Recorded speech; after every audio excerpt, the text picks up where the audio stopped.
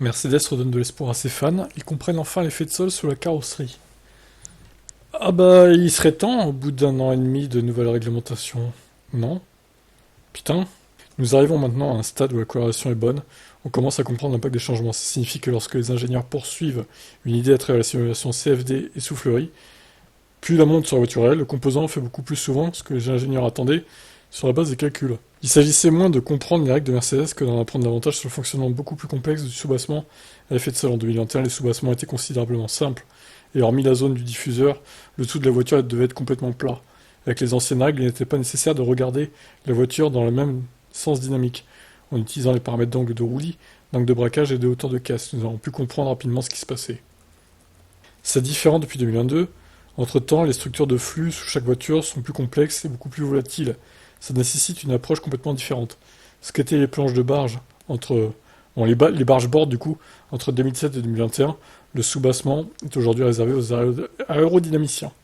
Et c'est là que les ingénieurs de Brackley commencent à comprendre ce qui se passe. Il semble que les choses vont dans la bonne direction. On fabrique des pièces et nous pouvons les utiliser maintenant, immédiatement en course. Nous n'échangeons pas constamment les packages de mise à jour et devinez si nous avons fait la bonne chose.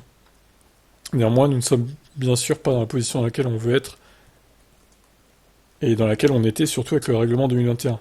Nous avions tout très très bien sous contrôle. Le changement des SidePod porte ses fruits.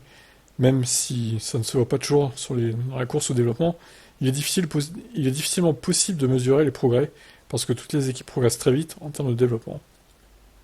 Nous devons essayer d'améliorer le rythme de développement. Notre objectif est de nous assurer que nous pourrons défier Red Bull ou celui qui sera au sommet l'année prochaine. Il est important de concilier les objectifs, a déclaré Andrew Chauvelin. James Allison confirme, nous devons nous assurer d'apprendre tout ce que nous pouvons et de l'intégrer dans la voiture de l'année prochaine. En d'autres termes, Mercedes ne veut pas seulement se précipiter dans une direction dans la seconde moitié de saison et essayer désespérément dans de la voiture capable de gagner. L'usine de Brackley devrait utiliser le temps restant de la W14 après les vacances d'été pour expérimenter afin de pouvoir attaquer plus efficacement au cours de l'hiver prochain.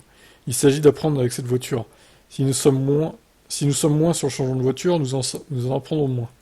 Chauvin a également clarifié ce que Mercedes voulait dire lorsque l'équipe parle de se concentrer pour 2024. Après tout, la réglementation reste la même. Il ne vaut donc pas la peine d'arrêter le développement de la voiture actuelle. Pour 2023, les flèches d'argent ne s'autorisent tout simplement que de nouveau, bien que inévitable, de mauvais résultats, car le développement consiste actuellement en grande partie à apprendre pour l'avenir. Ouais, bah c'est chaque année c'est pareil quoi en fait. 2022 c'était le même son de cloche. Ils disaient oh, on a compris, c'est bon, en 2023 on va être fort. Au final on s'aperçoit que non. Donc j'espère que cette fois ils ont vraiment compris et que c'est la bonne. Parce que de les voir terminer à 35 ou 40 secondes des Red Bull à chaque course, ça c'est pas digne d'une équipe 8 fois champion du monde constructeur. Franchement. Donc j'espère que cette fois c'est la bonne, je vous laisse commenter.